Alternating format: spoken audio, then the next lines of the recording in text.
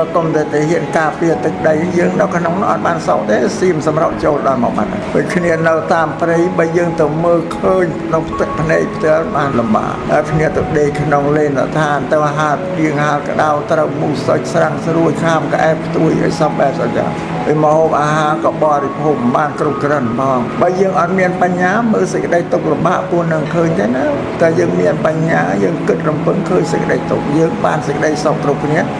ព្រោះគូកងទៅណាសូមនមស្ការចំពោះព្រះចិនស្រីដ៏បរិសុទ្ធដែលផ្ដល់នៅសេចក្តីបរិសុទ្ធដល់ជនមិនបរិសុទ្ធទាំងឡាយផងចំពោះព្រះធម៌ផង